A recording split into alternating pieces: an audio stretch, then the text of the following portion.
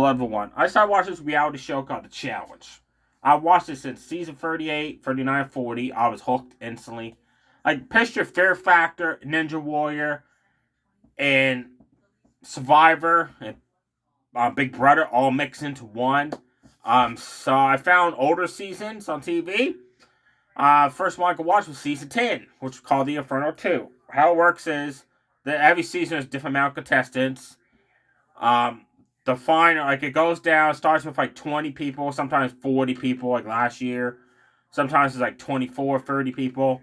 And every week someone's eliminated. And it gets down to like the final 5 men. The final 5 win them. And they compete in a grueling, like, 3-hour finale. And the final man and the final winner to cross the finish line after all these challenges win $150,000, $250,000. There's one where they win $1 million, but that's like a tag team challenge. And like second place gets so much money, stuff like that. So season 10, first one I get to watch was called The Inferno 2. How it worked was it was 10 guys on one team, 10 guys on another team, 10 win them on both teams. So it was like a team of 20 versus a team of 20. One team is called the good guys, one team is called the badasses.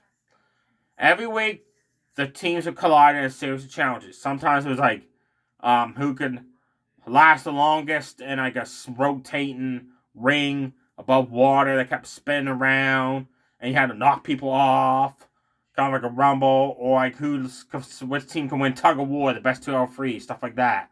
Some challenges were trivia based, some had to put puzzles together, some were physical. Like there was one where they had to run 500 kilometers, get to station 2. Each one had to disassemble a bike, get to station 3, and reassemble the exact same bike that disassembled on station 2. Ride that bicycle 500 kilometers. Some could take turns, stuff like that, to like the finish line to win the challenge.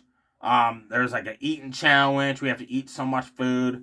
There's one where I like, which is beach brawl, where they just get this like a sumo ring, and 2 guys, 2 women will go at it, and the objective is just to toss the other person out of that ring 3 out of 5 times. They get physical.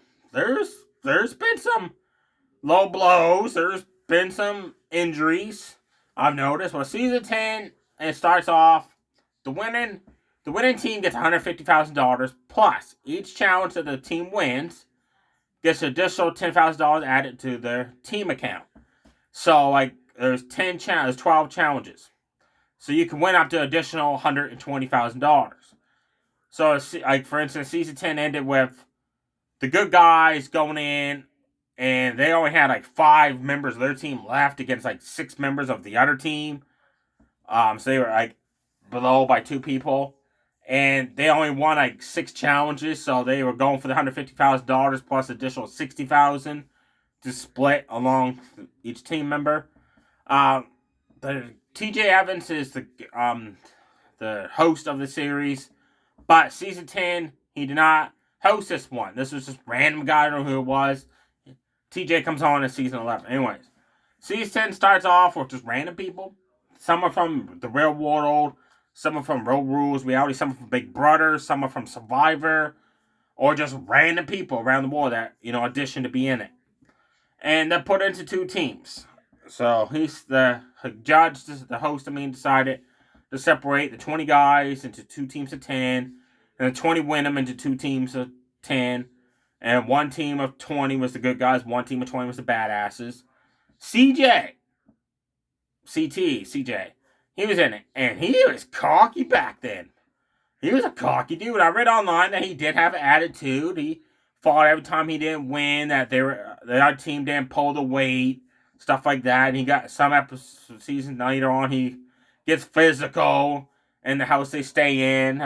Apparently, one season, he gets in a fist fight with somebody else, and security has to separate them, and he gets kicked off the series.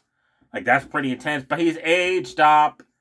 He was on season 40, and he's changed a long way. He's nicer now.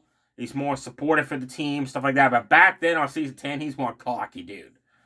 So, anyways, everybody's separated 2 teams. And the Team Good Guys realized, well, hey, there's 19 of us against 20 of them.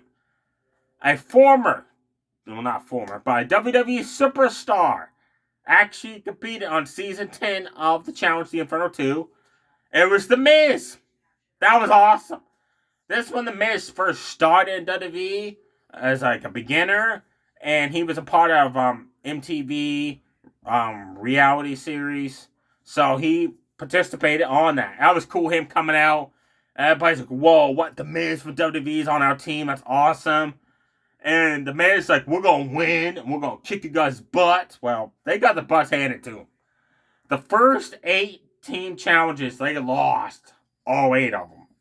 So, and how it works is one team wins. Like 1 week, it's man and win them, teaming up against the other team, man and win them. But then whoever loses, the host will announce it be a male elimination or a female elimination day, which means that they have to pick, one team will pick somebody from the other team to go into this kind of like a cage, which the Inferno 2 was. It's kind of reminded me of like a steel cage match. And there's like balconies and people are like, love watching the action down below. And they did not know on season 10 what the elimination challenges would be until they entered the Inferno cage. And if you lost, you basically packed your things, got out of the house, you're gone, and your team loses a member. If you win, you stay, and the person you fought is eliminated. So every time a team won a challenge, they got an additional $10,000 added to the team account, and they get to go back to the house, and they get to decide who on the other team gets to go into the Inferno. Is it a man or is it a woman, depending on that week. And the other team, not knowing who that team's picking, gets to choose who they want to face, like put in the Inferno. And then they announce who's going to go in the Inferno.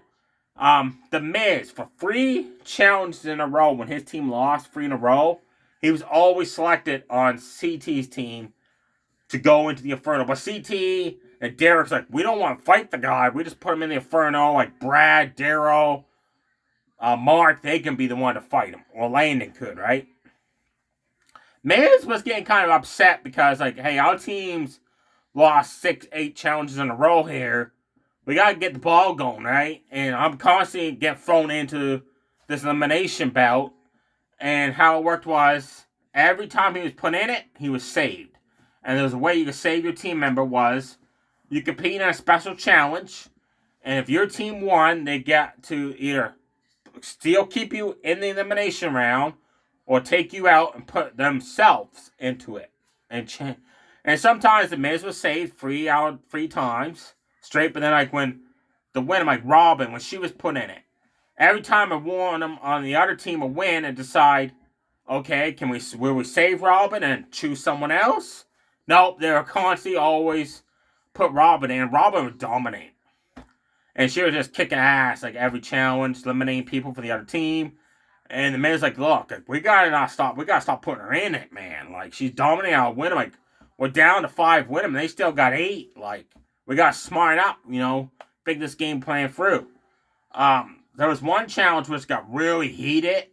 It was a reverse tug of war where 2 people were attached by a rope and they had to run opposite sides of the cage. And the first one to grab their team card or flag wins the elimination and gets to stay home. The other one is eliminated. Well, it got physical because one of them didn't even try to win it, right? Like the other one just dragged her to the cage wall and picked up the flag. And the other team got mad because they just lost a member of the team. And she didn't even try. And kind of find out there was a reason why. And her name was Beth. Beth felt that the other team didn't appreciate her efforts on every challenge and stuff like that.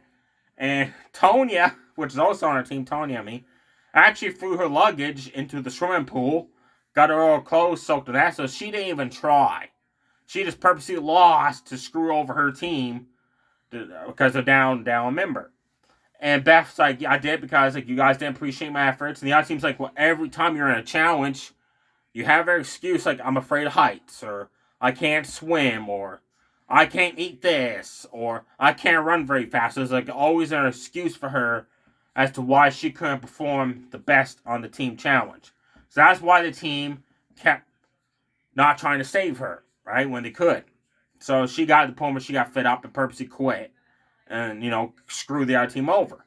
And on the Miz's team, the Miz was getting fed up, and then he's starting to finally get the other guys like Daryl and that on track, Landon. And I was like, look, we got to get the ball going, right? Like Jody, Rob, and we got to figure out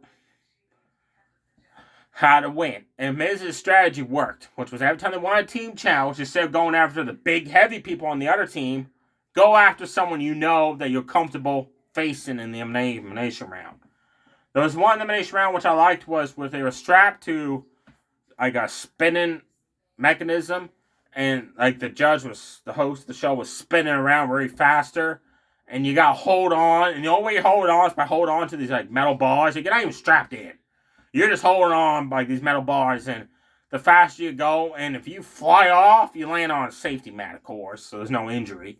But if you fly off, you're eliminated. Well, the two women that were strapped to that went 40 minutes before one of them was flipped off because of this, how fast it was going. That was awesome. Ended up in the finale, Team Miz, the good guys, only had 6 people left versus the badass team, which had 8 people left. So they were ahead by 2. But in the finale challenge, folks, the good guys team, which the Miz was on, smoked the other team, just dominated it. It was a 3-part challenge finale.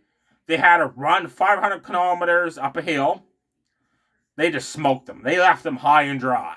Then they had to get on a boat and paddle 500 meters in water and then solve this puzzle. They creamed the other team because the other team was on Station 2 and this other team's on Station 3 already. The good guys team, the Miz team's on. And the finale, when CT's team finally got to the end, they were gassed out. They were huffing and puffing. And they realized, like, we just lost, but we were ahead of 2 people, 8-6. CT threw a gasket. Guys, like, look, not once was I put in elimination. I always busted my ass off, helping the team out. And he blamed the loss on the other team members. A lot of team members like, hey, it was a team challenge, man. We did the best we could. We ran as fast as we could. We paddled that boat as fast as we could. We tried to solve the puzzle as fast as we could. It's not our fault we got the puzzle wrong. That's what screwed them over, was the puzzle. The puzzle challenge was they had to remember the order of which people went home and what challenge they were lost in elimination. And they couldn't remember, like, oh, this person lost reverse tug of war. This person lost in balls in. This person lost in hall brawl, stuff like that. They messed up on that. Well, the other team, good guys team, which the Miz was on, they had Robin and they had Jody, and their memory was smart, right on, and Jenny. And they realized, hey, we put the women on the puzzle. They did all the hard work. So CT kind of got mad. The other team didn't appreciate that. He was blaming all of them for the failure. Like, Derek got right in CT's face, and it was awesome. Derek's like, look, man, we're a team. We lose as a team. We win as a team. He said, I don't appreciate you mouthing off to us because we lost. You blame it all on us. He said, you helped out as well. And he said, memory serves me correctly, when it came to the puzzle, you were the one like, nope, you're wrong. Nope, that's wrong. And come find out, we were right, you were wrong. And they had to separate the two of them. Like, they were getting heated. That was awesome. And it was cool seeing the Miz's team win, being down 2 members and coming back in the finale, just smoked the other team in the finale challenge. And they ended up winning like $200,000 or $210,000. And the Miz was nice. The Miz like, look, I'm a fellow WWE superstar. You know, I'm going to take the least amount of money. And the rest of you guys could divide it up evenly with the rest of the team. So that was cool of the Miz to do that. I thought that was cool. Like, the Miz, like, I think only took like 60,000 of it or something like that. He took the lowest amount, and that Daryl, Jenny, Robin, Jody, the other team, Landon, the other team members take more money to split along the other people. So that was pretty cool, the Miz. I did applaud for that. And that was cool. So that's season 10, the Inferno, the challenge, folks. It's cool. You gotta check out this reality series. You haven't seen it yet, because it says like Fear Factor, Big Brother, Survivor, and Ninja Warrior combined into one. I'm watching season 11 right now, which is called The Gauntlet 2, which TJ is his first time hosting this event. And this challenge was there's 2 teams again of this time there's a team of 5 Wyndham and 5 man versus a team of 5 Wyndham and 5 man. So it's a team of 10 versus a team of 10. And the way the Gauntlet 2 worked was you have a team captain. One for the Wyndham, one for the man. And if you lost your team challenge, that team captain goes right into elimination. And the other team has to decide amongst themselves who they're going to sacrifice to go against that captain in the elimination round. And if you lose, you're out. But if you beat the captain, you stay, become the new team captain. And it's cool how they decide the elimination. They take like a pilot's wheel and they spin it and it lands like captain's choice, a challenger's choice, spin again, or it can land on like a capture the flag, 100-meter dash, sprint run, can you eat this, stuff like that, name the coconut. So that's pretty cool. I'm in the middle watching that. It's different than Inferno 2, how they put team members are working together. There was a secret alliance, just found out in Season 11, where one team of 2 Wyndham is sabotaging the challenges for the other team to win. And they just found out about that, and there's going to be some fireworks from the other teams. They just found out 2 members of our team are purposely losing challenges to help the other members of the team win the money, because in return, they would get some of the money from the winnings. And that's dirty playing. But that's the challenge for you folks. So definitely check it out. I'll be back later on this week with a recap of how Season 11 went, who won it, what highlights of the show, what was some of the coolest moments, some not the coolest moments. And let me tell you, the very first episode, one of them calls the cops. And because there's a big party and something happens, she calls the cops and ends up her getting thrown. She ends up with her quitting and somebody else getting thrown out of the challenge. I won't tell you why. You just have to stay tuned to find out why. Stay safe, everybody. Too sweet. Bye.